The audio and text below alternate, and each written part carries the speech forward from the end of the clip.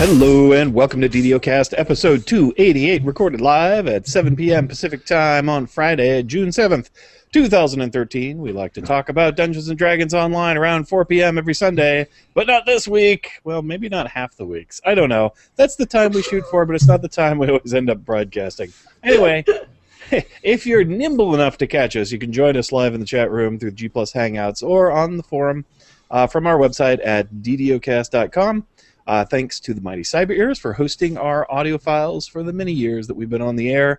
I'm your host, Siegfried Trent. With me is lovely producer and wife, Anne Trent. Hi, darling. Hello, everybody. You're looking it's a lovely Friday. today. Thank you. It's a Friday, not a Sunday. That's okay.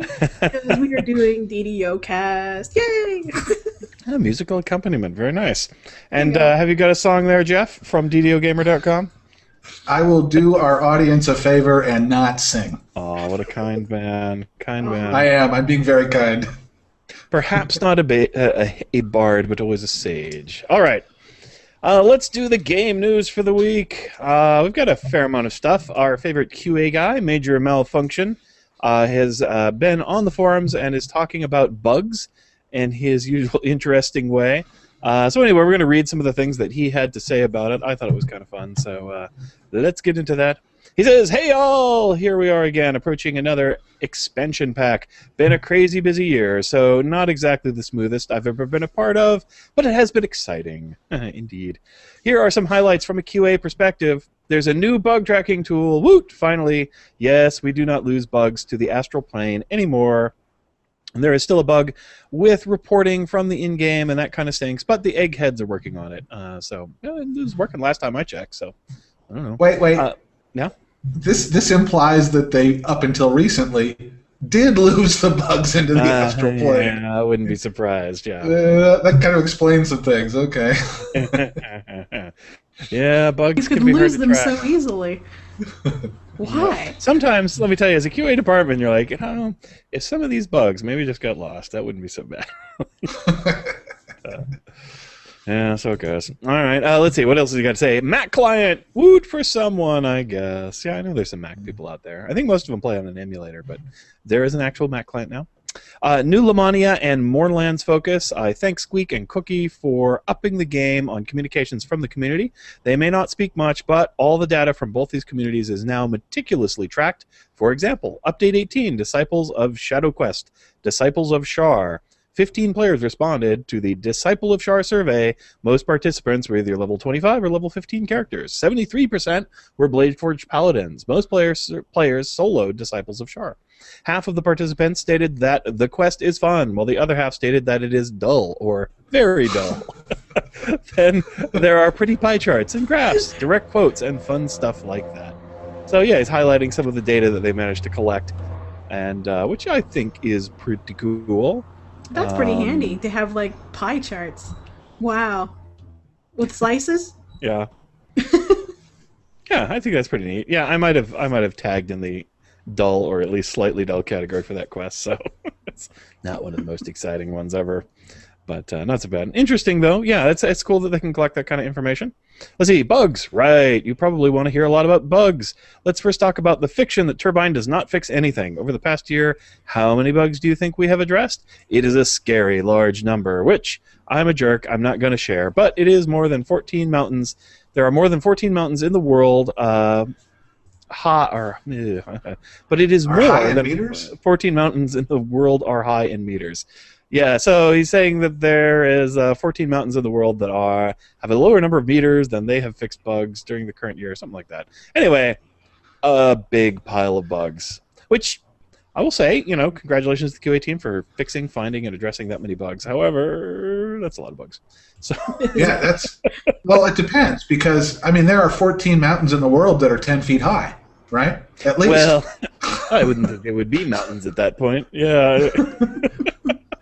Or maybe he means there's only 14 mountains that are as tall or taller than the number of bugs in meters. That's probably what he meant. That sounds about right to me. So yeah, it'd be mountain number 15, where each bug exactly 1 meter and we're made of stone. And piled up. But yeah, anyway. So someone's going to look up the highest mountains in the world and pick one and then tell us how many meters it is? Right, well, that's his secret way of letting us know exactly what that is. See, he's There you go. a member of the Playerati. You see, secretly conspiring with us players by passing such information to us. I wonder how they determine which of those 5,000 to 6,000 bugs were worth putting into release notes. Because, it's tricky, yeah. Yeah. Well, I know I when would I think- do release notes at work, yeah, we don't put a lot of the bugs in. We put the ones that people complain about a lot. We're like, oh, yeah, this is a bug that people know about. Well, if it's a because bug it's- that nobody knows about, it doesn't go in the release notes, generally speaking. You get like 1 kilometer's worth of ladder stuck bugs entry. Yeah, there you go. Like, you don't want Probably pretty large. Yeah. I'm sure they have to deal with a lot of duplicates, too. All right, let's see. But here's the cool part of this. He goes on to answer some questions, so I think this is kind of neat. So, question, what's up with the spider mask? And he says, fixed in the next patch. Goggles, do they show nothing? Little internet speak there. Also fixed in the next patch. I have no questions lately about hand wraps. Slackers, he says. No, he doesn't say they're fixed. No, he just No. He just says that no one asked about hand wraps. What is with that, Look, fans? it's been 6 years, you know? After a while, you give up. Yeah. So after a while, we're just resigned to the fact that hand wraps will never be fixed. I don't know. Apparently. I don't even know what the current hand wrap bugs are, but, you know. Well, they're largely fixed. I think now it's down to, outlier kind of situations. I think. Kind of squirrely things. I should be careful. I think that's accurate, though. I think mostly they're fixed. Yeah, I haven't had a trouble with hand wraps in a long time. But You know I what's going to happen? One of the new enhancements that's coming out in the expansion pack will clash with the hand wraps, and then there'll be a whole new slew of bugs. They won't That's work what's or gonna something, yeah. Yeah. Let's see. What's up with the owlbear? Question mark. He is being adjusted for the next patch. The owlbear defender hirelings, both 17 and 25, have had the following changes. Armor class has been significantly increased. Fire absorption, cold absorption, acid absorption, electricity absorption have all been upped from 20% to 50%, and sonic absorption will go to 50%. They now have limited ability to heal themselves when at low health. No, sounds pretty good. It's better Wow. defenses than most of my characters have, so... Yeah. So- Armor class or PRR? Because it was armor a- class. Yeah, the PRR was already really high, but a lot of players reported that it just wasn't working. Like, they said it Right. was supposed to be like 288, which is like 50 damage mitigation or something like this. So he takes about half damage. But people were testing him out and determining, letting the monsters hit them and letting monsters hit the bear, and they were seeing the same Right. kind of damage. So they think it was just not working properly. So hopefully Yeah. that'll be fixed, as well as Right. the stat changes. Hopefully But I know- PRR is not working on the bear and nothing else. Yeah. All right. Go ahead. All right. What is involved in Epic TR? Question mark. We have a design, but we are not willing to talk about it yet. Stay tuned. There will be a dev at some point. We'll pontificate about this. What Oh. will? Yeah. So they're doing something, but we don't know what. So that's not going to be part of the expansion pack, clearly. No. Yeah. It doesn't sound that way. No. That's far future. It's- Okay. Maybe next year. Who knows? What will spell change? Will spell casting be fixed, adjusted, or lore crit damage? Oh, when will it be fixed? This will be fixed completely for the expansion pack. There may be some band-aids in update 18, patch 2. So in other words, you'll have to deal with it for a month or so. Oh well. Let's see. Are the TOD rings ever going to be updated to reflect the enhancement pass? There is a plan, but it is more complex than you might think. Not anytime soon. I'm going to read that one as So never. Yeah. I mean, it's probably on the list of things to do, and it's probably never going to end up at the top. So I have a prediction. I want to place my bets on update 30. Update 30. What about- Okay. Yeah. What about you guys? I'm going never. It's just not going to happen. Never? Okay, Yeah. never gonna happen. There'll be a purple Dragonite ring, and people will get it for their purple Dragonites, and they'll be like, "Why doesn't it do anything?" And I'm going with never too. I think that's the odds-on favorite. I mean, there's better rings now, so. I mean, I just started hosting a new priority meeting for my dev group at work, and there's a lot of nevers that it'll just never happen. They're in the backlog. We haven't forgotten about them. We're not letting them go, because someday they might be important, but we don't expect that actually will happen. They're never going to be important. Hello. Yeah, if it's not making money today, it ain't making money tomorrow. Give it to an intern. God damn it. They work for free. Yeah, I might be getting one of those soon, actually. So. Ooh, intern. Yeah. All right. When are we going to Get Turbin see? a couple. Oh, yeah. Get Turbin a couple of them too. They probably have some. I bet they do have interns. A lot You of know, video game if I could companies buy do. an intern and pack it up in a box, I would send a couple. To Turbine. But I can't. Let's That would do be it. illegal. Let's do a Kickstarter. Let's do a Kickstarter to get them like a half dozen interns on our development priority list, right? There you go. Hello, I have come to improve your code. All right. When are we going to see racial PRE that isn't Arcane Archer? There is a plan for this too. No idea of an ETA. Okay. Well, that means that's the only one that's going to be an expansion. That's sad.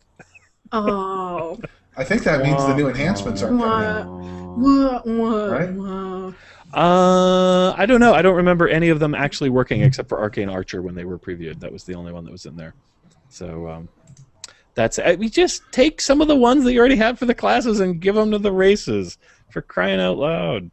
Is it that Yeah, hard? that's a pretty big pullback. That's a pretty big pullback from what we were promised. Yeah, Yeah. that's kind of. What are the chances of the combat archery feat ever working? It is in the bug pile. That's a nice dodge right there. That's Dude, where is no? Is there good news in here somewhere? You know that Well, reminds me. the owlbear was a good news. I consider that good news. When my coworkers was waiting for something to load in Windows, and he was watching the little blue circle spin around, he referred to it as the blue donut of hope. So I think that's about how we'll classify combat archery. Are the people making decisions going to listen to us when it comes to the enhancement pass? Yes, they are! Hundreds of player bugs and comments have been sent over to the devs. I have full reports from surveys and conversations with players that, along with internal testing, points a pretty clear picture of the good, the bad, and the ugly of the enhancement system. There's already some pretty big redesigns of the UI and some of the classes, like clerics. Cool, yay, clerics. That's, I think, probably the thing that people are most not pleased with. So maybe they'll that's make cool. clerics playable again for me. Yeah. Oh Yeah, my god. Yeah, it's not totally clear here whether enhancements are gonna roll out in the thing. I don't know. I certainly I hope would. so. Yeah, I'm thinking no. I'm You think saying no? no. I don't know. I Yeah, don't know. if I get a chance to ask that question, I originally- will. But Well, we got a clear promise that we were going to have the enhancements before, yeah, not just with the enhancement or the expansion pack, but before it. right. But now I'm thinking not even with it. Probably not even till, wow, it looks like they've got a lot of work left. It could be. That would be kind of sad because I don't know. Even if it's actually, I'll take it even if it's kind of halfway there because it's something to play with. But I don't know. A lot of people would rather it be completely finished. So you can blame me for any bugs when it does show up. There you go.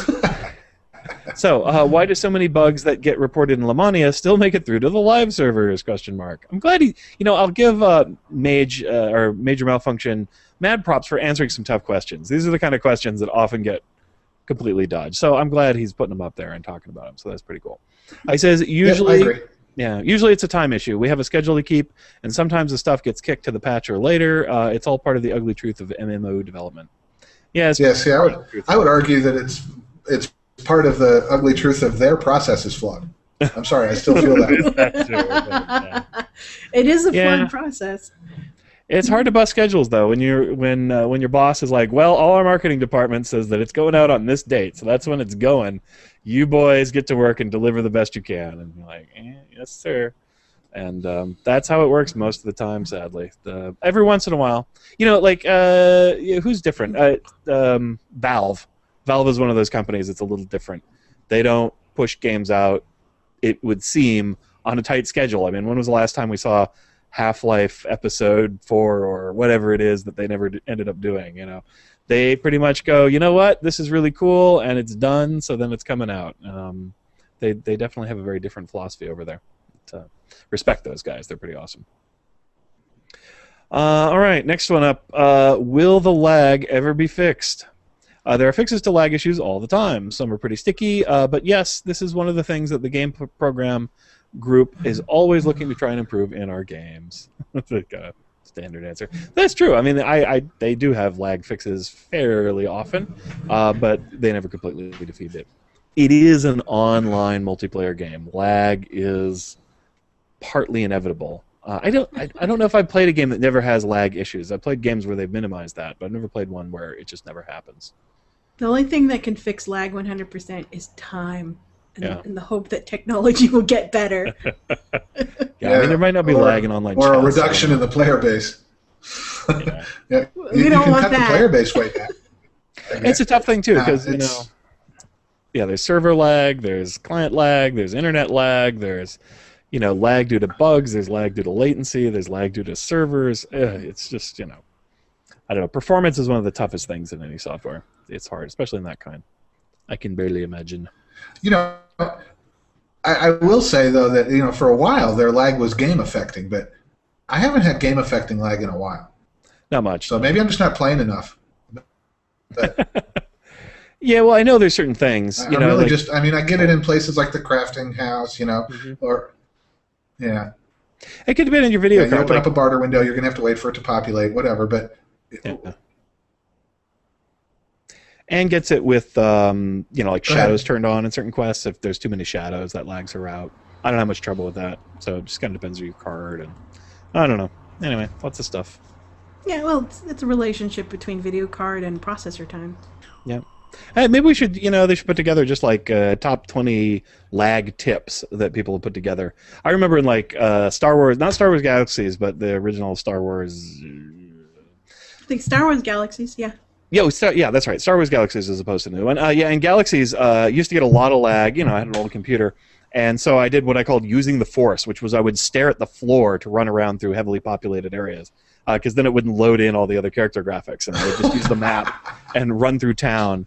Otherwise, I would just get stuck in horrendous, unmovable lag while moving through a heavily populated city. So, the other thing I learned with MMOs, the big thing is the more memory you have, the better they tend to go. They're memory hogs, and the more stuff it cram in your memory, usually the better the performance is. So it's got to load every character's textures and all the stuff they're wearing and all that kind of jazz. So more memory means better performance on MMOs. So that's the first thing you want to up, even more than the graphics card, I think, with the MMOs. All right. Well, for me, the two biggest tips were turn off your combat log. Sorry. Oh yeah. Turn off your combat log. Although lately lag has been so much better, I've been able to turn it back on. But that was number one: is turn off your combat log. And number two is if you switch characters, just go ahead and restart the client. Yeah. And switching characters those two causes things some seem sort to- of bad memory leak. Mm-hmm. Well, if you're doing it, like if all you're doing is going from one guy to another in the bank, it's okay. But if you're actually playing them for a while and loading zones, there's a memory leak. They don't ever get all the way unloaded. You get to another character, you're loading the same zones, it can get bad. Yeah, now some of my guildies were claiming if you change characters and then you walk away for about 10 minutes and don't do anything, and then come back, they don't get so much lag with that. It's like the game cleans itself up a little bit if you're not playing it actively, which is kind of interesting. But Yeah. Well, and also the game nice. itself fragments on the drive. yeah, So like if you haven't installed since like a year ago, it's going to start slowing down because it's so fragmented on the hard drive. And at that point, you have to uninstall and then reinstall. that's one cool thing. If you install through Steam, it kind of has a I game thought they said defragger they built fixed in. that. No. Yeah. Well, I think every game suffers from that to an extent. Oh, nice. I mean, just as the files get written out, it can't control the disk throw stuff. So, but that's the OS doing its thing. But I guess Steam will kind of defrag your games for you occasionally. Like it has kind of a thing to do that, which is pretty cool. Let's see. Will there be a fix to the loot table so non-hardcore players can eventually get the top-end gear? Right now, we will set up loot at all difficulties with the same percentage of loot, so it is different loot for each difficulty. There is talk about an upgrade system. I don't know if that's much of an answer. Basically, no. Yeah, I mean, I don't. The thing is generally loot gets a little bit easier as you level up because you can go back and do lower level quests faster, that sort of thing. So, and it's part of the game in a way. But yeah, can I get top end gear by being a casual player? Yeah, I don't. No. Like, it's an MMO. That's how it works. Well, with They have to have a the reward shard auction house, you can. Okay, well there is that. Yeah, there are some things that you can buy. But yeah. No, there's that. Pay to win. You can pay to win to an extent. I mean, they've got a little bit, but Yeah, if there's always somebody's a gonna, rank here to prevent. Go ahead. Right. If somebody's willing to put 30 hours a week into the game, they should get rewarded for it. And if I'm only putting 6 hours a week into the game, I should get 6 hours worth of loot. I'm cool with that. I tend to agree. And, I don't play all that much. I don't have quite as good at end gear loot, but, I get that stuff eventually. I just wait longer, or I get lucky occasionally. I don't know. So, yeah, I don't think it should be like that. I do think over time, yesterday's super hot item becomes today's meh loot. And once it becomes kind of meh loot, then you might as well make it easy to get. So, I think. All right, will there be a sensible crafting revamp? I know of no upgrades or revamps in the near future. Yeah, Kenneth crafting sounds like maybe not dead, but close to it. That's kind of sad, because the only thing that makes it worth doing is the promise that it might get more useful over time. And if we're not doing anything with Kenneth crafting, not even adding like the new random effects, it makes it even more lame. I don't know why I still do it. I still slowly grind up my thing. I did make some Lobby items for Anne's character, so I feel like I did something useful with it. But all right, it's still helpful if you're on the TR grind too. Yeah, well, I made him for a TR character, so yeah, that's definitely what I was doing.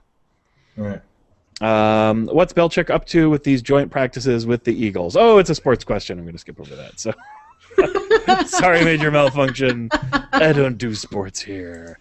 This is the DDOcast, not the sportscast. Yeah, no, he's being cute, and that's fine. Everyone needs to express their own particular brands of fandom, and it is kind of rare, the sports fan in the geek world. Not as rare as it used to be, but so that's cool, Madge. Thanks for all the neat stuff. I like you said, I like that he answered difficult questions. Some of them he didn't have what I would call deeply satisfying answers for. But I think he made an honest effort at that. And it's just good to hear that kind of stuff from the devs. Not a lot of them are quite as open or as frequently posting that kind of information as he is. So we do like him a lot.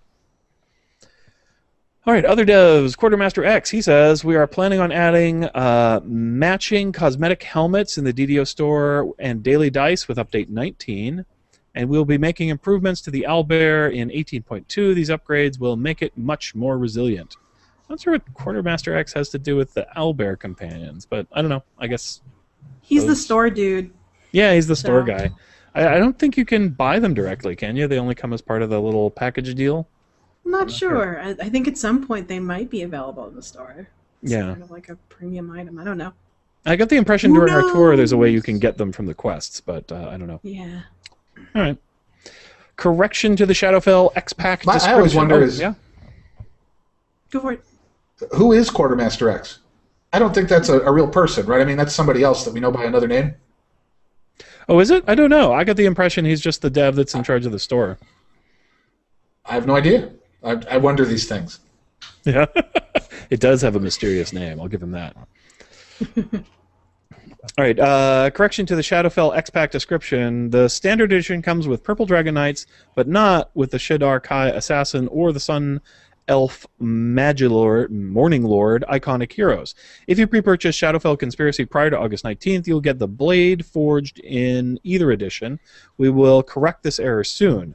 About character slots. The standard edition comes with 1 character slot, and the collector's edition comes with 3 character slots. Additionally, if you pre-purchase either edition prior to August 19th, you will get an additional character slot with Blade Forged. You do not have to use this slot to make a Blade Forged character. All of the character slots are available to use to create any kind of character that you want to make. So the major adjustment there is that, you don't, all 3 of the standard is just the Purple Dragon Knight, and then the upgrade one is the Kai Assassin and the Sun Morning Glory Elf. Although I'm guessing all those guys will be available in the store in some fashion that you can get them individually if you want to. So, yeah, just seems like the kind of thing they would do that way. Mm-hmm. DDO store news now through June 13th. 20% off of stat tomes, tomes of learning, and quest XP elixirs. For my money, those are good items. 20% off of those. Very cool. Of course, I don't really need tomes of learning because I got those with all the expansions I bought. Yay! But XP elixirs, sometimes, every once in a while I get those, and 20% stat tomes I do indeed buy from time to time. See, +4 stat and upgrade tomes are back in the store and 20% off as well. So if you wanted to crank on the +4 stat abilities, now's the time to do that. I don't usually buy those too much; they're pretty expensive. But I did buy a +4 upgrade once because I had a +3. Lesser experience elixirs. Use the coupon code LEE060, 1 per count. So experience elixir is always a good deal. So well worth getting. Always. Yeah, one cool thing my guild does is we put the free code in our guild message of the day so that everybody gets a chance to see it. I think it's pretty neat. Oh, that's good thinking. Yeah. Got to help the guildies out. All right, Shadowfell beta access. So, did you cringe at our ridiculous role-playing in our last episode in 287? If you did, well, find yourself saying, well, actually, to correct our silliness. Looks like the inside joke got some responses and questions. So, yeah, actually, we had a message from Egric from Premium Perspective, who very sagely explained to us what this probably means, and indeed, it was confirmed that is indeed what it means. So basically, what happens is if you prepay for the stuff, when Lamania goes live with the expansion material, and you happen to have bought it, then you'll see it on the expansion, right? Because they're gonna put it out there, and if it's not like on live. If you didn't pay for it, you wouldn't be able to see those quests, so you won't be able to see those quests on Moorlands as well. Or not Moorlands, but on Lamania if you haven't paid for them either. So that's a pretty simple explanation. I didn't think about it that way. They didn't really have to do any special code. If you happen to have your account flagged for that content, you can play the content on live and on Lamania, and if you don't, then you can't. So that makes a lot of sense. Although the July 5th date, they were thinking, well, that's probably when they're going to put the expansion on Lamania, and that's probably true. So that's why you have to pre-purchase before that date, because then they're going to roll it on the test, and you'll be flagged for it. So maybe not. I don't know, but it sounds like a very rational explanation to me. So that makes sense. Although, yeah, I guess the pre-package date wouldn't have to coincide exactly. Right. Well, and they advertised it as guaranteed beta access. Right. As opposed to, I don't know, that implies like, the first 100 people to buy or something. I don't know. Like, it makes it sound a little more exclusive than it really, I think, is. Yeah, I think so. Yeah. No, I think it's basically just if your account is flagged for it, then you'll be able to play it on the beta server as well. And if your account is not flagged for it, just like on live, when it goes live, you still won't be able to play it. So, yeah, that's pretty straightforward. They're, by June 5th day. I don't know if that's going to mean anything. It doesn't seem like it should, but who knows? We'll see. But let's see. Yeah, all I know is that it's going to hit Lamania end of June or something like that. Yeah, I don't know. We'll see. I hope so. Sooner we check it out, the better. And like I said, I'm hoping there's enhancements in there. We'll see.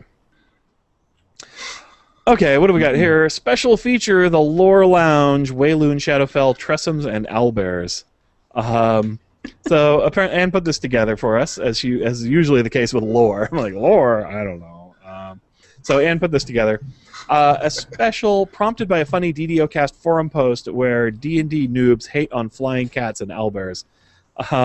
Seashell 65 posts. Is Turbine officially making fun of its players now for playing this game? I mean, flying cats and owlbears, are you kidding me? Flying cats and owlbears. I know, Jeff, that you can sympathize. Are you sympathizing on the flying cats too, or the Tressums lame? It's lame is the wrong word. Tressums are fine. They're very cute. I imagine some people just squeed, for days and are thrilled still. But they actually, come out of lore, which you're about to explain. Mm-hmm. And it's not that owlbears are lame. It's that it's just a stupid monster. That's all. Right, I gotcha. Yeah, Except they're awesome. But anyway, yeah. Okay. Wayloon. All right, so let's explain this stuff. For those of you who do not know, Sometime after the Spell Plague in 1385 DR, the Purple Dragons determined that a large number of Wayloons were secretly Shar worshippers, and the current king of Cormyr feared Wayloon was a front for the Netherese spies. The king decreed that it be transformed into a prison city, all those inside sealed in, brick by magic, and prisoners for life. Suspected worshippers of Shar, Shadowvar sympathizers and spies, and any others who offended the crown were put over the wall and left to survive on their own. By 1497 DR, Wayloon was a dark prison city, no longer a trade hub, and the streets were controlled by gangs of thugs. So if you want to read more about that, you can check out the Forgotten Realms Campaign Guide, or the Forgotten Realms Player's Guide, or Cormyr, The Tearing of the Wave, which is a hardcover super adventure for characters level 4th to 8th. The adventure pits the hero... Huh? Tearing of the Weave. Tearing of the Weave. What did I say? Wave. Oh, Tearing of the... Oh, okay. Yeah, Tearing of the Weave.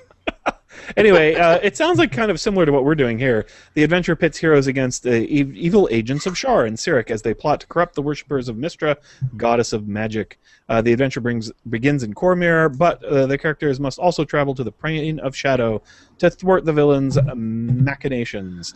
But of course, that would be before the Spell Plague, I think, because that's when Mystra, the god of magic, got hosed down and went away. I think so. I don't know. This was 3.5. Yeah. It's a 3.5 adventure module, and the reason why I suggest it is because there's a lot of content in there that explains why we're going into this, because it basically, the Wayloon and the Shadowfell are specific plot points in the Forgotten Realms storyline. So. You know what gets me about stuff like this is, so apparently this place has been enspelled by all kinds of magic because there's all kinds of wizards and clerics and things in there. But they built a big wall anyway, right? So if you've got people that can escape the wall, if the wall is like, well, the wall's not good enough, so we got to have all these spells and stuff to keep the magic people in. Why build the wall, right? You could just use magic. And so that doesn't make a whole lot of sense. But anyway. No, the thing that strikes me on this, man, that king is a hard ass. I mean, there's some bad guys in the city, so brick it up. All of them, the whole city. I mean, there'd be, if this happened in real life, there'd be a dome over Washington, D.C. Detroit would probably be pretty much bricked over. Yeah, well, I think somebody was watching Escape from New York, and they're like, we just got to have that in the Forgotten Realms. Snake Plissken is the best. So they set it up, and they're like, yeah, but it's the wizard. They'll just fly outside. Oh, they got some magic. There's no teleportation, and there's no. It was one of the old tropes in a lot of first edition D&D modules. You can't teleport in this dungeon, because otherwise you just break the dungeon most of the time. Right. So, all right. So that's Wayloon, the prison city where all of our action is taking place for the expansion. So what is the Shadowfell? The Shadowfell, sometimes simply called Shadow, is a parallel plane from which necrotic energies and shadow magic stem. It exists as a sort of counterpart to the Feywild in the sense that it is a reflection or echo of the prime material plane, except that it is a bleak, desolate place filled with death and decay. Tasty.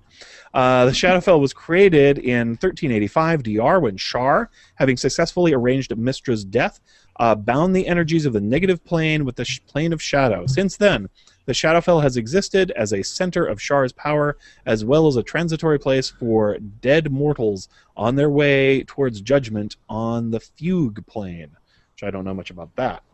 But okay, so yeah, when Mystra fell, the evil Shar put together this place of death and destruction and evil shadowy stuff. So it's relatively new, I guess, to the Forgotten Realms, which is interesting. I did not know that. Although I guess there was a Shadow Plane before, which was kind of similar. Yeah, so. There's been so many reboots of Forgotten Realms, it's ridiculous. I guess so. I mean, I don't know about that. I mean, as far as I know, there was just the one big mega one, right? And then that kind of preceded the 4th edition change. Like, so this is kind of 4th edition lore, and then pre-Spell Plague was 3rd, although it happened sometime during 3rd. I'm not much of a I mean, actually, most of the things I know about Forgotten Realms, I learned playing DDO, so that's up for it. I mean, I'm like, oh yeah, Mistra. Well, yeah, she died, and that's what Lolth is doing. Is she's trying to. Well, Mistra died at like she's died so many times actually. Oh, has she? Okay. Yeah, she has. Well, That's what I'm trying to say. It's like how many times has she been killed? A lot. Yeah, it does seem like she's always just been killed, right? I mean, is that the same event over and over again? No, it's multiple events. What happens is that she dies, she gets an avatar, she gets reincarnated, and then she comes back. Oh, okay. And then she changes her name. She's a cheater. Yeah, she's got to stop using Khan as a dump stat. Yeah.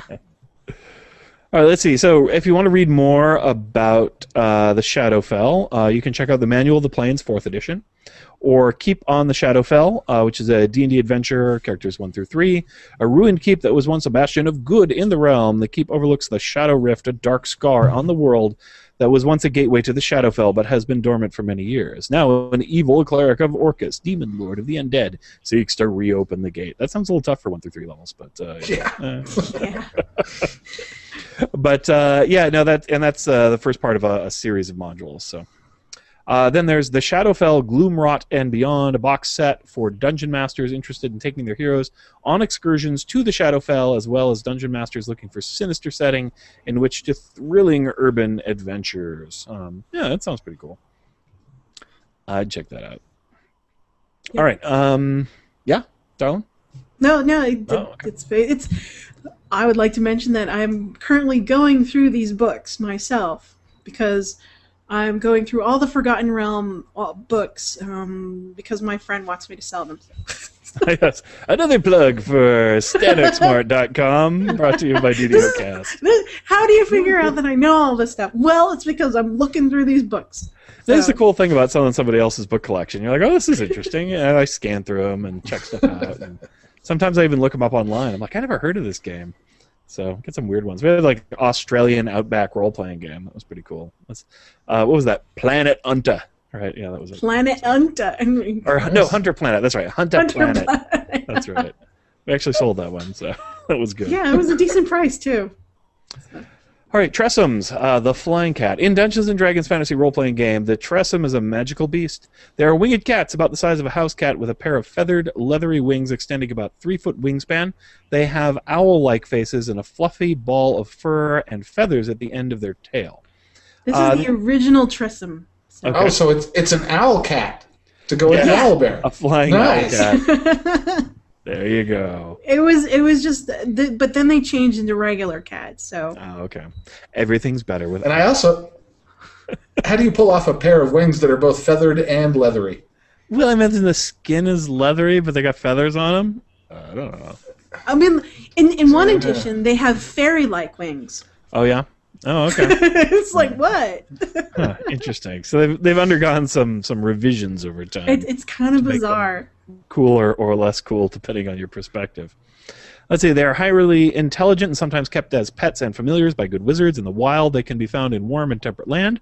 They are chaotic good in alignment. They speak common and their own language, Tressum speak, which no doubt is like meow, meow, meow, meow, meowsers, meow, meow, meow. Isn't that from like, that was from something in my childhood. I don't remember what that was. One of the side things on like Mr. Rogers' Neighborhood, maybe, but there was characters that. It's that stupid cat that lives on the cat that lives in the clock. Yeah. Yes, exactly. So that's Tressum speak. That's my take on it. Well, it's anyway, based on purrs and growls. Oh, jeez, I went and said that. And the next sentence says, which is based on purrs and growls. You're right. Purr, purr, purr, purr, purr. That's terrible. The language has 714 different ways to say, feed me. Yeah. It's dinner time. Feed me, human. No, they speak common. Hey, what you doing? Hey, feed me. Oh, look at that. It's a feather. Can I play with it? Oh, string. Oh, my God, string. Feed me. All right. Villagers in Evening Star feed Tressums and try to prevent the worst of their vandalism and aerial cat fights. At the same time, they try to prevent any large-scale or magically assisted trapping and capturing of them. The locals value Tressum for their owl-like rodent control in the fields In the wild, they can be found in warm and temperate lands. Didn't we already find that out? Yeah, okay. And reading list, if you would like to read about Tressums, Blackstaff novel by Stephen E. Shrend. There is a Tressum called The Nameless, and it is a familiar to a character in the book. And what do we got here? Sci-fi trope. Introduce a creature that is just like familiar everyday animals or animal hybrids that the audience will recognize, but in a fantasy or sci-fi setting, and give them funny names. Speaking of which, owlbears. An owlbear is depicted as a cross between a bear and an owl, which hugs like a bear and attacks with its beak. Gary Gygax created the owlbear, which was inspired by a plastic toy made in Hong Kong, along with other monsters such as the rust monster and the bluette. It was first introduced in a 1975 Greyhawk supplement. So Anne's going to flash up on the screen, and I'll describe it for the radio audience, a picture of some of these plastic toys from China. And they're pretty cool. The thing is the rust monster looks exactly like the rust monster. The bluette looks exactly like the bluette. The guys in the back, one is kind of like a armadillo on its hind legs, and the other is some kind of lizard creature. I don't. Yeah. It's a kangaroo crocodile, I think. No, Yeah. Kangaroo crocodile. It's an odd-looking with critter. great abs. It's kind of a bodybuilder crocodile. So the back two I don't recognize as D&D monsters, although they may be in there. But the front two are very iconic and well known. And like I said, they basically just drew the picture from the thing. And my understanding is they use these as miniatures in their games, and so they just created monsters for them that represent what they look like. So which is a fine way to do it. I kind of remember these from when I was a kid before I played D&D. I think I had a bunch of these little plastic monsters, and there were many, many more of them. And I believe they also ran into a little bit of legal trouble with those over the years, but not too bad. I think some of my old TSR friends told me about some of that stuff. Anywho, pretty cool stuff. So where did you find the picture of those? Are you just Googling it? I Googled it. Yeah. And I'm usually strong Google foo. Well, what happens is we sit around with the grognards on game night, and someone mentions something, and I look it up on my iPad, and I go, "Is this what you're talking about?" Yeah, and then they geek out on. They're like, "Oh, yeah, look at that! I remember that!" And it inspires another series of amusing stories about back in the day in TSR. So I think I could now list about half of the restaurants that were near the TSR building in Minnesota, because there's a Pizza Hut and there's a Mexican restaurant, and there's because these places were heavily funded by the gang. Some of them are apparently still there. So. Yeah, those critters are the best restaurant in Milwaukee is a spy restaurant. Yes, oh, yeah, they awesome. mention the spy restaurant all the time. That's the Spy's Demise, right? Is what it's called? Yeah. Or is it something I else? don't remember, but yeah. I went to Gen Con one year when it was in Milwaukee, and we went to that restaurant. They had a game there, and it was like a LARP kind of game. We were all anyway. There was like 3 rules. I don't remember what they were. But the restaurant was the star of the show. It was one of the better things that happened all weekend. Yeah, you go in through a secret door. You go out through dialing a phone booth, and it opens up another secret door, and the whole place is like that. It's really cool. Yeah, and you have to have a password to get in, as I recall. You have to find out what the password is. I guess it's pretty easy to get generally, but cool. Okay, well, that's enough lore for today, I think, which is cool stuff, though. All right, so let's talk about what was on DDO Gamer this week. What you got going on? Well, this week I thoroughly defeated the people who are not me. And I imagine part of this is because, we're talking on Friday night. And the people who are not me seem to favor the weekend, but I beat them 5 posts to none. Ooh. So people who are not me slacked off this week. You're going to have to pick it up next week. Been smoked. Oh, yeah. Well, hey, victory. Anyway, so I wrote some stuff like I normally do. I provided somebody asked for, I had an evasion battle cleric in my last life, and somebody asked for details on that build, and I really couldn't provide that exact build because this character has 6 previous lives and a bunch of tomes and stuff. So you couldn't possibly reproduce it. It's unique. But what I could do is come up with a generic evasion battle cleric, and I did. So it's there. If anybody's interested in playing an evasion battle cleric, the build's there. It's in a post called Details on the Evasion Battle Cleric. Let's see. I collected all of the information from the forums about what was wrong with the owlbears. because I already know they have an existential crisis. They should not exist. But setting that aside, they also have some other specific issues, and I pointed to we've talked about that already in this broadcast. I also wrote about the skill tomes. I think for most people it's pretty clear how to use the skill tomes. They're very much like the stat tomes that we're used to, but there might be somebody who's new or unfamiliar with it. So I wrote a post on how the skill tomes work, where you get them, the difference between a regular tome and an upgrade tome, and the ins and outs. Probably my most. I went ahead and bought one of the blue frog companions, and I like him. Here, let me see if I can share him. What name did you give him? I haven't decided yet. I'm still leaning to Webster. Oh, all right. Cute. I know. You wanted to name him Wibbity Wibbly, Mr. Wiggly Wibbity something. There was like 7 syllables, and I lost track after 6. Most of them were like Wibble, though. I remember that. So, but I mean, he's cool. There he is. He's large, and he's not that large. I mean, obviously, this is a close-up. But look at the top hat. It's a formal blue frog. And he's got a couple of tricks. He'll stand on his head. He goes, ribbit, ribbit, and he'll croak. And he's got another one where he jumps up and does a flip and lands again. He's kind of cool. So he might be. Well, I don't know. Was he my favorite creature companion? I don't know. I think in some ways he's currently my favorite creature companion. So I ended up giving him to my bard. I'm not sure why. It just seemed like a good combination. So I've got a heavy metal bard, and he's got a frog with a top hat. Very nice. I don't know why that made sense to me, but it definitely did. Now, the one thing I posted that I think is probably has a chance of being relevant, and maybe something you'll want to talk about, is the return of the dexterity build. So I believe that the new enhancement system, if we ever get it, is going to have a very handy side effect of bringing back one of my favorite things, which is the ability to build a melee character based on dexterity. Interesting. And I explained, I think this is I think it's a good idea because dexterity is such a generically useful statistic. I mean, if you can use it to hit and damage, you can also use it for armor class. It increases your reflex save. A very significant number of the skills on the skill list are dexterity based. So you get a lot of synergy by pumping up your dex.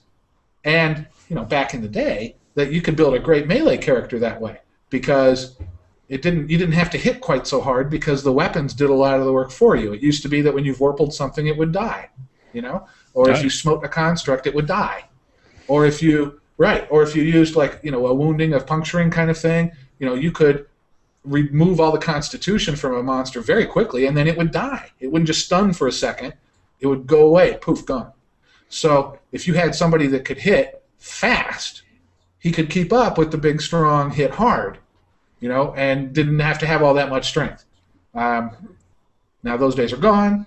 Dex builds are really just not viable for meleeers now. It's certainly not in epic levels. Now, I did a little bit of research, and I found, in fact, that if you're desperate to have a dexterity build right now and you can't wait for the new enhancements, there is a list of named weapons that allow you to attack using a statistic other than your strength.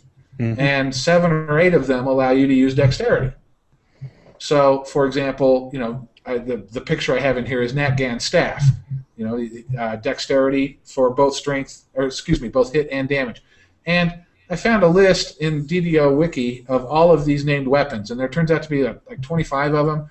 But there's some that allow you to attack with your charisma, and there's some that allow you to attack with your intelligence, and like I say, 7 or 8 that let you attack with your dexterity.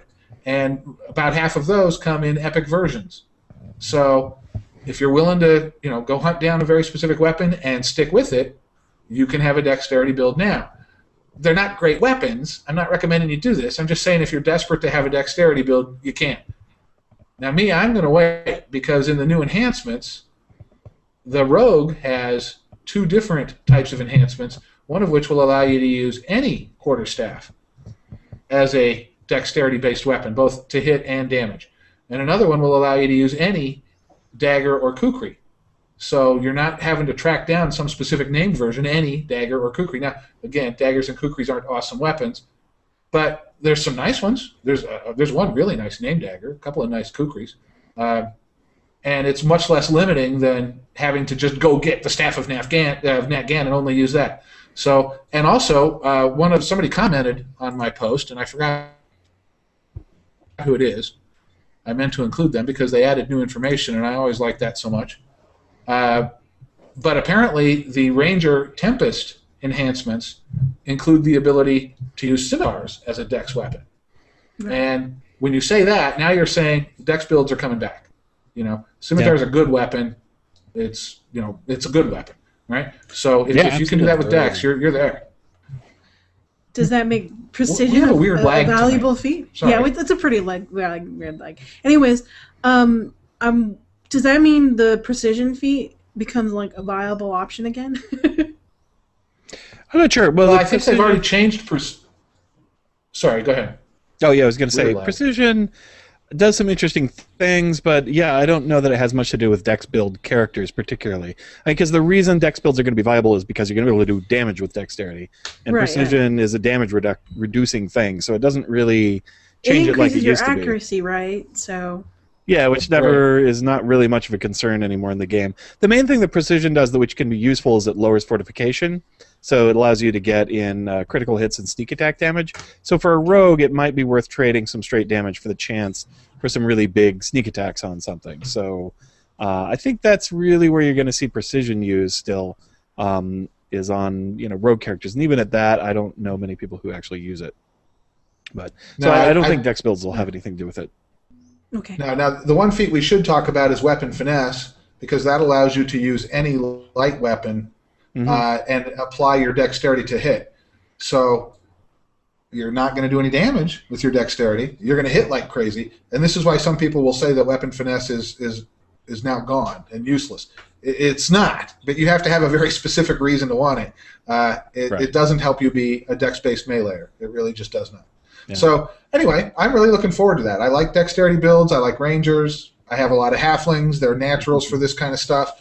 So I just want the new enhancements to hurry up and come out so I can start using all this coolness. I agree. Completely. Yeah, I think having dex builds in the game again is cool. I like having them. So it's just nice to have a choice, right? Yeah, absolutely. The more choices is better. So, and that was DDO Gamer for the week. Yay! Oh, and the other thing is people can argue on the forums what's better, strength or dexterity is right now. It's just not much of an argument, right? So bring back the finesse arguments. It'll be great. I'll enjoy that. Okay, what you been doing in DDO? I have been playing, not quite as much as last week, but a fair bit. We're doing the TR group, so I'm playing my own TR, which is a little lower level than the TR group I'm playing with, and then playing in the TR group, helping them out as a quote-unquote employee of the main person who's leading that group. You are a hireling that's for free. Yep, I'm a very smart AI hireling that helps complete quests, so that's been pretty fun. So I played a variety of characters. I'm currently playing Hottie Pants Fiddlesticks, the Fire Sorceress, and she's doing pretty good, although I'm going to switch over and play my Rogue Wizard for a little bit. Because they're TRs and I'm not, I kind of cycle characters through, and it's been a great way to level a lot of my lobies, so I've been enjoying that. In the meanwhile, Anna and I are playing our Monk Druids and Druid Monks, respectively, and those characters are doing real well. We're up to, level 7 now, which is not super high, but so far they've played really well. Nice and durable. Versatile. Yeah. I'm strong, you're Healy. Yeah. Yeah, between the two of us, she's a mostly monk with a little bit of druid, and I'm mostly druid with a little bit of monk, and between the two of us, we're a druid and a monk. I guess. But yeah, it's been fun. How about you, darling? I'm doing the TR thing with the group, and because I'm not a TR, I get to switch my characters out. So I've been switching between my barbarian rogue, Xanarchist, and my tank fighter paladin rogue build called Furious George. He's like a little halfling, a little mohawk. He's kind of cute, and he blocks really well. So he knows how to tank. So he's quite good. I guess when we reach 12, in the range of 12, I'm gonna probably have to pick another character in order to switch out, because they're gonna need a lot of XP and level for people who are not TR's regular characters are going to easily cap out on that XP. So I have to find some other character. I do have a favored souled half elf called Sylfondov, and he has pink hair. So I'll inflict him on the group if I have to be a hireling. So. Yeah, Ann and I, when the half-elves came out, because we didn't especially like the way they looked, we made the 2 ugliest half-elf males that we could manage to come up with. So, Ann made Safondov, and mine is Juneflower the Barbarian. Yeah, so. I think Juneflower's only level 10, so they've already passed him up. He had his chance. Oh, I think that's easy to get them up again, but yeah, he's like the barbarian with lots of healing amp, though, which is kind of nice. Is a a good change of pace for people, and he can is the favored soul dilettante feat, so he can cast heal scrolls on himself. Yeah, he's kind of cool. So did you give him like light pink hair, or the fuchsia hair? I think he has fairly light pink hair. He has light pink hair with a braid, and is a little pink goatee. It's very manly. He's pretty awful looking, really. Mine is like a kind of like a, I don't know, I want to call it a mullet, but it isn't because it's kind of uniformly long. But it's definitely all party with a bandana. Yeah. Or like a little headband or something. And it's pink. Oh, it's great. 2 very ridiculous looking characters. How about you, Jeff? Got any ridiculous looking characters? Oh, they all look pretty ridiculous. And actually, I was playing with one this week. I got out my Tavern Metal Bard, who's formerly been capped at level 16 because I had somebody capped every 4 levels so that I could play with people in the guild no matter what. But I've decided that's silly. I'm TR. I've always got people in various ranges just because of TR reasons. So I pulled my Tavern Metal Bard, Rancid Danzig, out of retirement. He's got a bright blue mohawk. And we ran the new content, and I did not find it to be boring. I enjoyed it. Oh yeah, I especially liked the lizard. Yeah, I liked the endless stream of lizard men too. I thought that was fun, and it was surprising. I think it was fun because it was surprising. Now, yeah, I will say after that I've done it 2 or 3 more times, I don't know, but first time I enjoyed it. That's true. That is kind of cool. And, when we did it in test, we did it on Lamania, and there weren't that many lizard men in there. Like, it was just kind of a normal number. And then we did it on live, and we're like, "Wow, that's a lot of lizards! Oh my gosh!" We were quite surprised by that. So that was pretty cool. That fact that they're in there. Yeah. Well, it's finally. We probably shouldn't be spoiling this for people, huh? Yeah, I guess so. I mean, it's a short quest. There's not that much to spoil.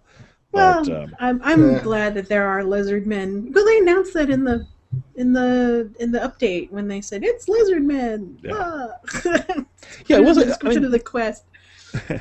The new quests definitely aren't boring, right? I mean, there's a few quests in the game that are both kind of dull and also very long, right? And those can just be tedious. But these quests are short, so I mean, they don't bore you at all. It's just there was just nothing in them that really thrilled me. No exciting moments where I was like, oh, yay, or whatever, or just like this is a really solid quest design. There are a variety of encounters with different challenges in them. Because those ones, the first one, it's like you fight some lizards, and then you fight more lizards, and there's some more lizard men. Then there's a bunch of lizard men, and there's some lizard men. And the other one, it's like it's a group with a shadow priest and a couple rogues, and then another group of shadow priests with rogues, and there's some shadow priests with some rogues, and then there's something different at the end. You're like, yeah, it's not a shadow priest with some rogues. So that's one of my main peeves in any dungeon, when like every encounter in the dungeon is basically the same encounter with a slightly different looking background, and that just drives me nuts. I like the ones where like, okay, and now you're gonna fight golems, and then in this room there are spiders, and now it's fire breathing Memphis. I like it when they mix it up. Yeah, but because you have to change tactics. You have to think about the weapons you're using to figure out what spells you need, things like that. So. Yeah, and now a beholder, and like some of the original quests do the very best. The ones that came out with the game, when it comes to mixing up the monsters and having good encounters, some of the oldest adventures are some of the best in that regard, I think. Yes. Well, and it's not just mixing up the monsters; it's mixing up what you're doing. Yeah. And just the style of quest is different now. It is all just just kill everything, go. So, and it didn't used to be. There used to be puzzles and there's still optionals and stuff. I guess I should be fair. I mean, some of the stuff in the The Druid pack had all kinds of optionals and stuff. It's just not quite as much thinking, a lot more killing. Yeah, I mean, there's still a lot of good new quests. I mean, and there are some recent quests that are probably some of the best in the game, and they're really nice. But I don't know, every once in a while it just feels like there's a kind of a lazy designer syndrome that kicks in on a few quests, and they're just like, well, we've got some new, especially when they have new graphics and new monsters. They do nothing but the new graphics and the new monsters. And weirdly, it's more samey than not, if you know what I mean, right? Like, it's the problem with like the Shadow Crypt quest. It's just nothing but shadow monsters. I'm like, stop it. It's enough It's not shadows. Necropolis, it's narcolepsy. yeah, Narcopolis. Yeah, I don't know how to say that. That's a good one. Narcolopolis. Narcolopolis, yeah. We were doing those recently, and I'm just like, each one of these quests is not bad, but you run 4 of them in succession, and you want to tear your eyes out. Right. Eyes out, yeah. But yeah, like Chanticleer remains one of my favorites of all time. It's simple, but it's got a variety of different challenges in it, and it's just well structured. Really, Stormcleave. Yeah, Stormcleave also. But, very good. But having said all that, and I totally understand and agree, I did enjoy the new quests. Cool, So, yeah. And I did not do the third one yet, the one that you have to have already purchased, and I have already purchased, so I could have, but for whatever reason I didn't get to it yet. So don't spoil that one for me. I'm looking forward to hitting that one fresh this week. I'll say it's actually a little more interesting than the other two. It has a little more variety in it, as I would expect. But yeah, cool. Well, I'm glad that they put the Lizardmen in because it means it's one step closer to Sauriels, which are my favorite race. Oh, because Azure Bond trilogy, Song of the Sauriels, my favorite Forgotten Realms. So Yep. Put them in, please. That'd be a cool. I used this. Diamondback Lizardmen in like half of my dungeons. I just loved Diamondback Lizardmen. First I invented them, and then I used them everywhere. They come with a free bicycle. Oh. Oh, God. No, not that kind of Diamondback. No, like a rattlesnake. Come on. That was like the dirt bike to have when I was a kid. If you had a Diamondback, you were awesome. Also named after a rattlesnake, however. Yeah, I think Anyway. so.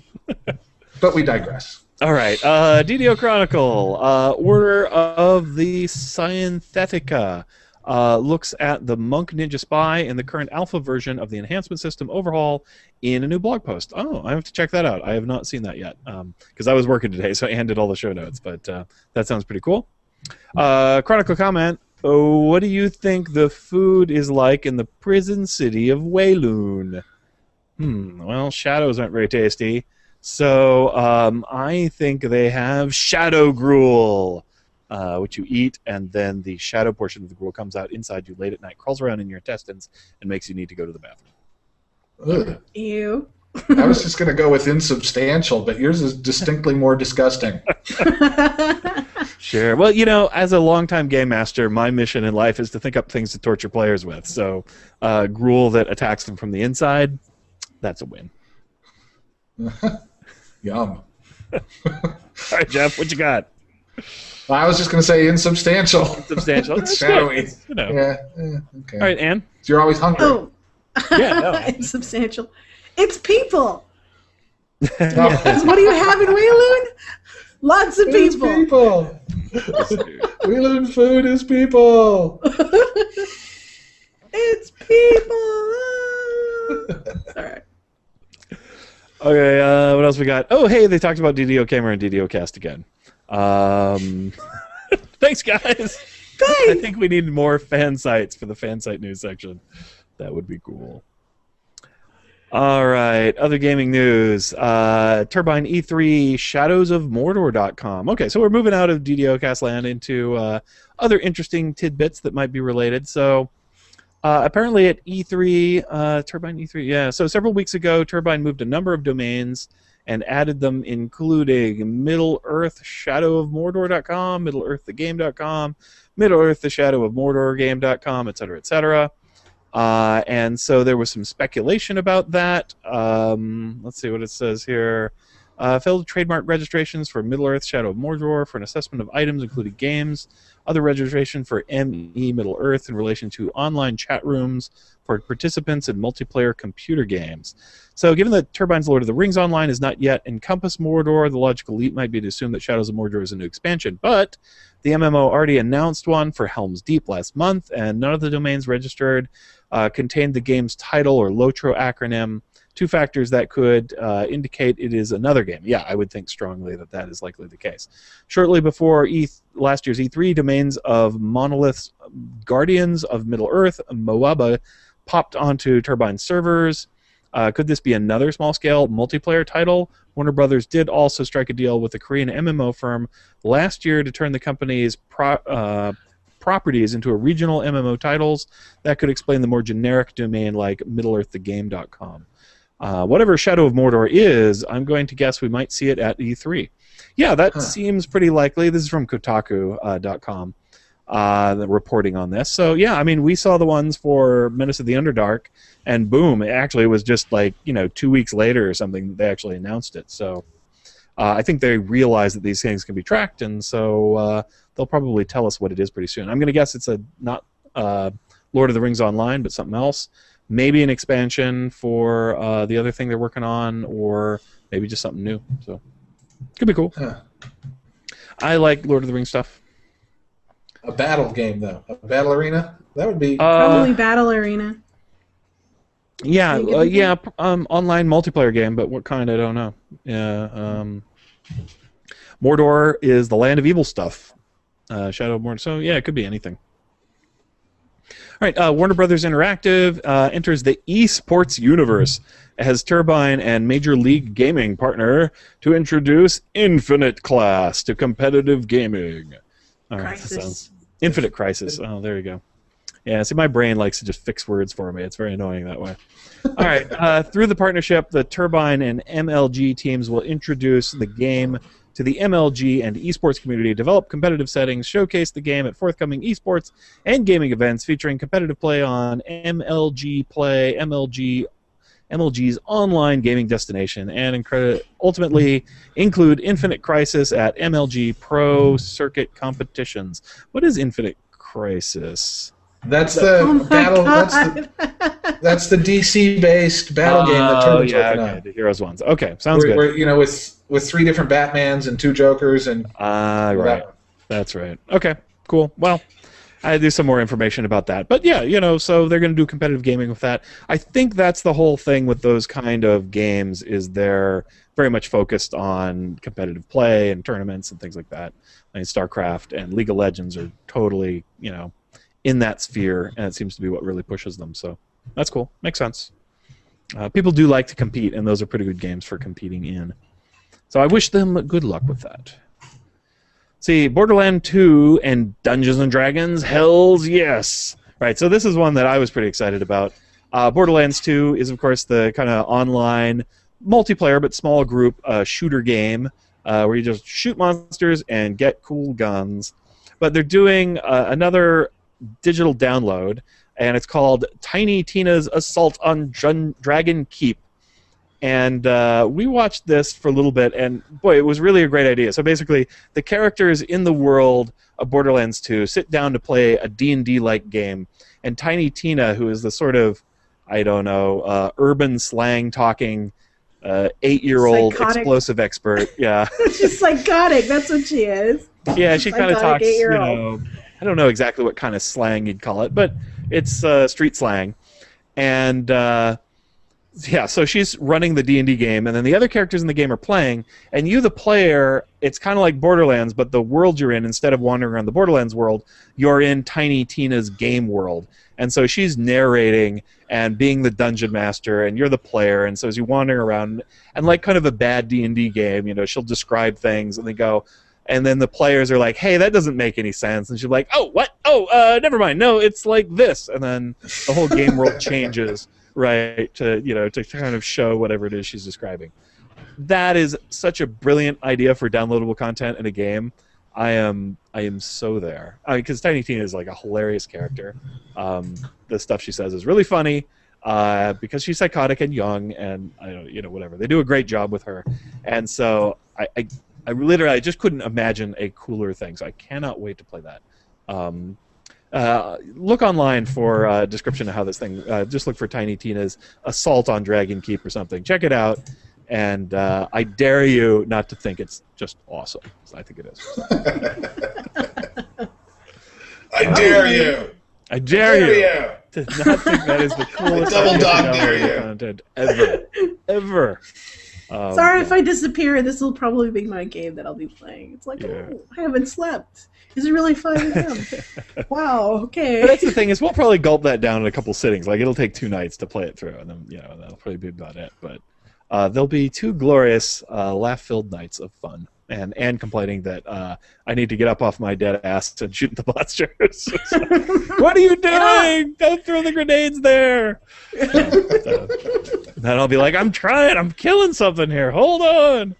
But we'll be laughing our butts off, I think. All the DLCs so far have been hilarious and very entertaining. But this one, oh my gosh, can't be.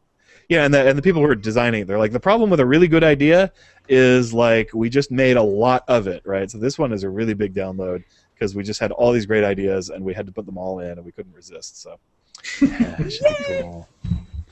And there's lots of new monsters. You fight skeletons and other, kind of classic trope monsters and stuff. All right, Neverwinter is launching on June 20th. So after being in open beta since April 30th, that's when it is going to come out. First free module, Fury of the Feywild, will be coming along shortly thereafter, which, interestingly, I just learned through a lore section, is sort of the opposite of the Shadowfell. So we're doing Shadowfell, they're doing Fury of the Feywild. Coincidence? I think not. Yes. Oh, that was very nice, Turtle. Yes, all characters created during the open beta will be transferred to the fully live version. So there you go. All your beta play is not for naught. Your characters will move over, which is a great way to make your beta much more popular. Is if people, it's essentially, hey, the game is still buggy, come play it. Okay, now you can pay for stuff. So I think that's pretty cool.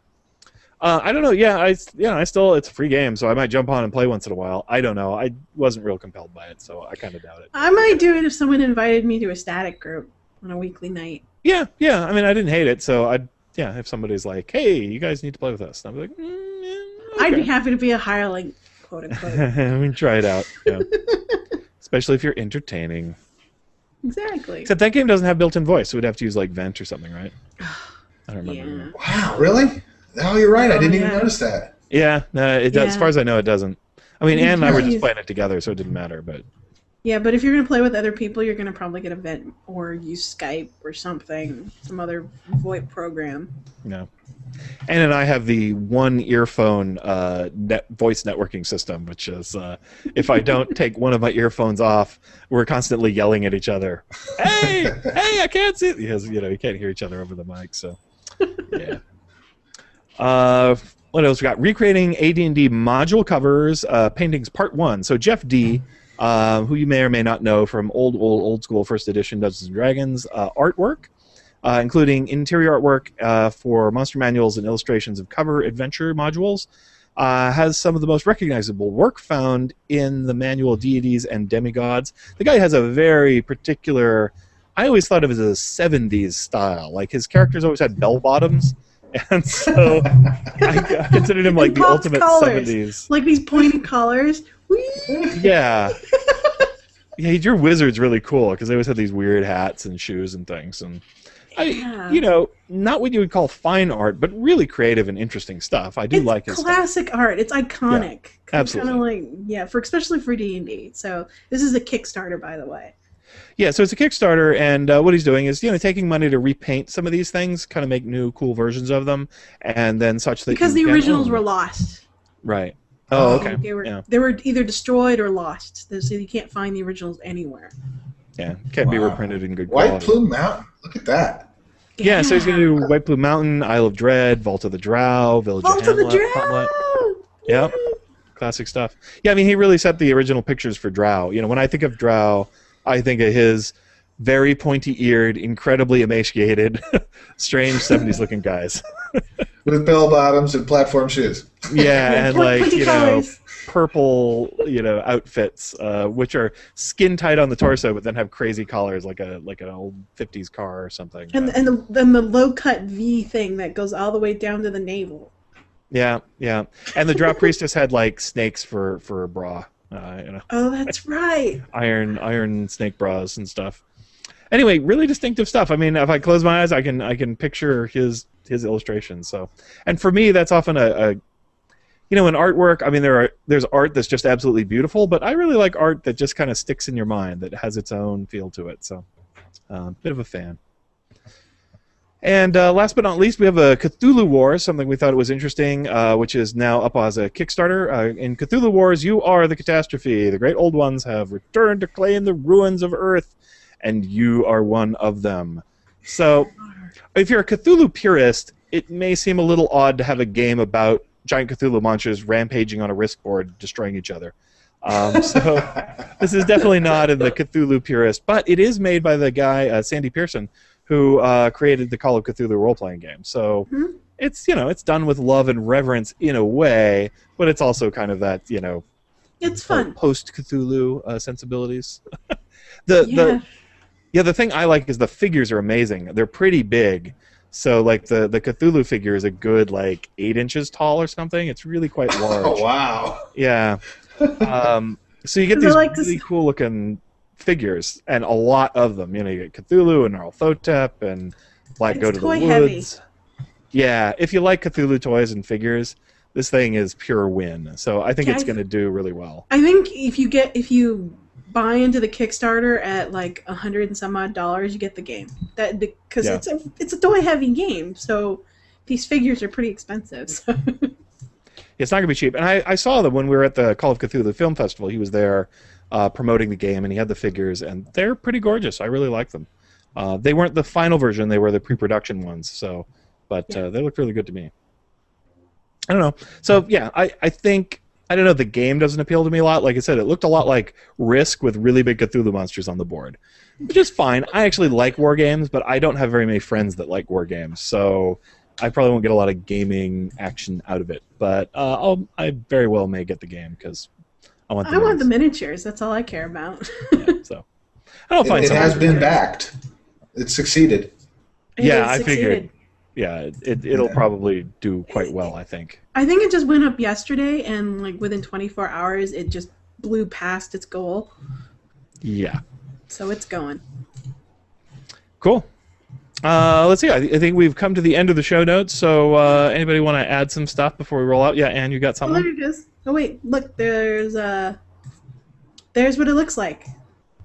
The Cthulhu game. Oh, yes. I can't get it any Wars. bigger than that. Oh, that's fine. So But it's the radio Cthulhu one. Wars. Imagine, if you will, people playing with a Ouija board, except the Ouija board looks a little like Risk, and it's got a lot of very colorful plastic figures on it that are very large, up to the size of a person's hand, and they come in different colors. And very tentacular. Yeah, plenty of tentacles, plenty of wings, plenty of squirrely bits for your gaming pleasure. And then everybody's got some dice and like a little placard representing their monsters, I'm guessing, Yeah. giving them the stats. And there's some dice. So you probably, you know, the monsters fight when they meet on the board, that sort of thing. Kind I of rolled a interesting. 2 and a 4, and I rolled a 5 and a 6. Tentacles everywhere. Ooh. But in a purely PG sense. This is not your bad anime. Oh. No. Although, speaking of anime, we watched, what was it, Up on Poppy Hill or something, the latest from Yeah, Studio up on Ghibli. Poppy Hill. Hmm? That was really Oh, good. nice. It's a slice of life kind of movie, but I love Studio Ghibli slice of life movies. The characters are almost always incredibly likable and compelling, and so I quite enjoyed it. There's absolutely no action whatsoever, but it is. I thought it was a really good movie, so I liked it a lot. It was cute. I liked it a lot too. Yeah, so I recommend that one. Okay, you got Anything anything else? before we go there, Jeff? We're going to Gen Con this year. Yeah, that's true. We are going to Gen Con. We will be there. Making Saved plans. by Jeff. We're going to Gen Con. I meant to look first and see how many people had bought tickets yet. But I forgot. As if anyone didn't know we were going to Gen Con, but yeah, we'll be there. Friday night, check the Gen Con schedule. You'll definitely see it. It should be a lot of fun. I know I'll be having a lot of fun one way or another. Yeah, the last time we checked, it was 25 people or something like that. Yeah, so cool. I'll check again at some point. But, now I will be absolutely stunned if we actually was to sell out our event. I don't think that's going to happen, but, it's selling 24. People. It means like half the tickets, so that's pretty good. I mean, I just picked a number that I thought would be way bigger than the number of people who would actually sign up. So that's pretty cool. I'm very pleased. We're having a good time. Well, if we get 50 people, it'll be very crowded, and then you will not see Anne. No, you'll see Anne regardless. But no, it's like I don't know. Stage fright. See, I always found as a performer, the bigger the crowd, the easier it is, the more energy there is to feed off. All right. If it's a big crowd, you either won't see Anne or you'll see Anne drunk, because it's the only way I'll have the Oh my God! There's a baby chick just outside the window over here. It is so ridiculously cute, and it's making peep peep sounds. It's going peep peep. I mean, it's like an inch tall, and it's sitting on the porch. Anyway. Okay. So that's our final non sequitur for today's DDOcast. Big thanks to Anne and Jeff at the Little Baby Chick, and to all our DDOcast contributors, Shamgar and Ludwig Beethoven, our many fine listeners, folks in the chat room, everybody who writes into us. We appreciate that very much. And to Turbine and Wizards, who make a cool game that we like to play. If you want to be a part of the show or just say hi, you can call us at 707-DDOcast or email us at ddocast@gmail.com. Until next time, may all your attack rolls be crits, all your chests level appropriate, have fun, and protect the baby birds from the cats who like to look at them through the window. And dress them. And dress them.